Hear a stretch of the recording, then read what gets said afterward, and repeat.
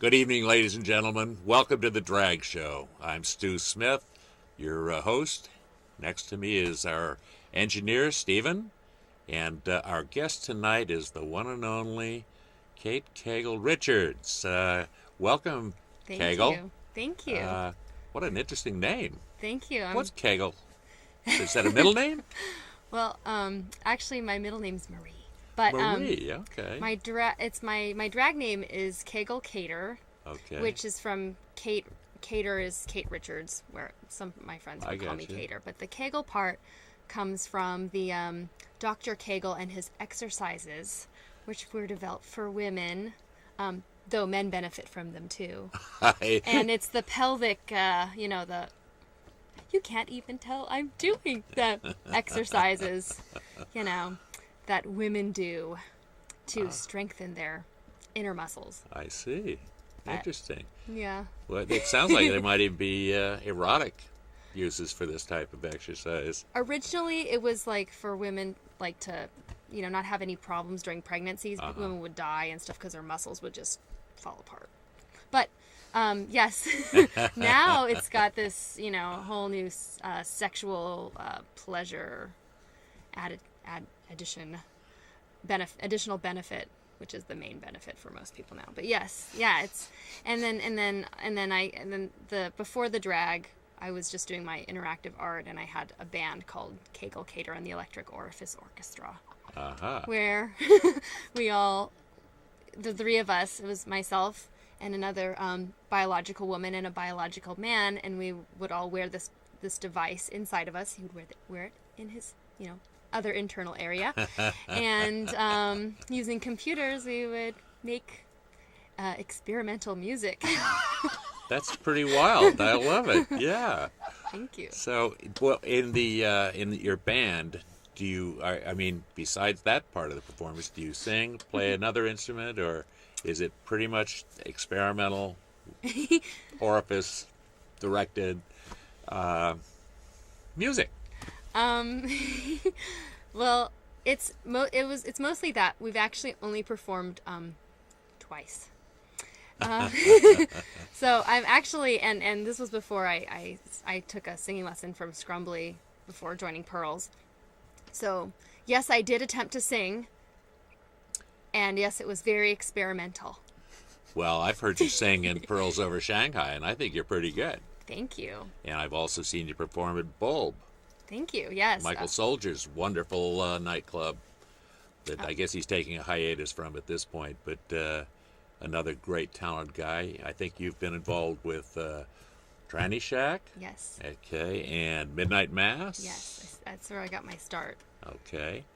Midnight at Tranny Shack or Midnight Mass? Well, I got my start at Midnight Mass. I always, ever since I was a little girl, once I found out what drag queens were, I was so in love with them, because to me, being really awkward about the girly stuff, I thought that a drag queen is like the embodiment of the fact that gender is performative, and I know it's such an art school thing to say, and I am an art school graduate, but that's one of the things that just drew me to it. Like, yes, it's proof, like, people act a certain way, and that is how, based on how we perceived and stuff like that. So anyway, after moving to San Francisco, Midnight Mass, since I live in the Inner Richmond, that was right in my neighborhood, and it was accessible, and it's a midnight movie with drag queens, so I didn't feel like I was invading any space, because I didn't know anybody to go with me at the time. And so that's where I got my start. I went there for about 5 years before L. Ron Hubby, who was playing Fish Gordon a couple of years ago, she called me out. She found I would participate in costume contests. She got me I was dressed as Hatchet Face for the John Waters night, and then I was in Fish Gordon. Then I was lap dancing that year, and then that led to Tranny Shack, because a couple weeks later, Peaches was hosting the Tranny Shack, and I thought, okay, that's my way in, because I said hi to Peaches. And now I'll feel comfortable enough because I'll know somebody who's there at Tranny Shack. So I went, and then I just was addicted, and I loved it so much. And, that I think Tranny Shack is always going to be like the closest. Yeah, it's kind to of my heart. It was so magical. The majestic drag performance peace in San Francisco's last decade and a half. Yeah, I'm so glad I got to be a part, even though, you know, it was like toward the end and there were so many years that it went on before that. I'm just so happy that I got to catch that. Yeah, and I mean, things like that really have a life, and people are affected in a large way, especially performers and entertainers, and people with kind of the willingness to explore gender and presentations related to gender, which is so cool. You know, it's kind of what I'm seeing today in the drag community here in San Francisco is kind of the cutting edge. I think New York had it at one time, but I think we're seeing it here now. I agree. And I'm grateful to people like you who aren't afraid or imposing boundaries on yourself to explore, you know, just to go out there and feel the different things you can be and feel, you know. It's amazing. And, you know, and I think especially for women that are exploring with drag, you know, it's a different world than if I were a man up here. It would be different. It's not, a woman doesn't deal with the same, first of all, a woman doesn't deal with the same persecution if she walks out on a street dressed like this as a man does. So there's a respect also in the drag community here. There's a freedom. There's also a lot of respect.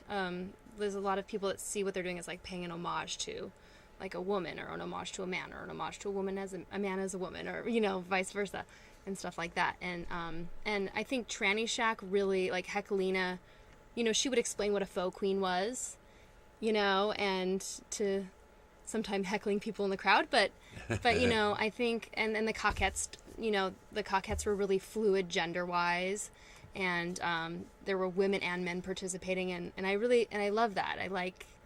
I really appreciate that, and I've seen a lot of drag shows in other cities where things are a lot more strict. Yeah. And you know, if things hadn't worked out the way they have for me with Midnight Mass and Tranny Shack, and, you know, I wouldn't be where I am now and loving life. You know, I never looked at it that way. I mean, Tranny Shack, I guess, was really important in the sense that it did bring together or break a barrier in which drag was perceived as a man dressing as a woman, and then came the drag king kind of idea, you know, but it was basically kind of revolutionary. Yeah. And, you know, I wasn't around for the Clubstitute era or anything like that, or anything before that, but it really got the ball rolling, and, you know, and it's affected a lot of people in a great way. I think that's wonderful, because, you know, you look back and you have the imperial court system and the ducal court system,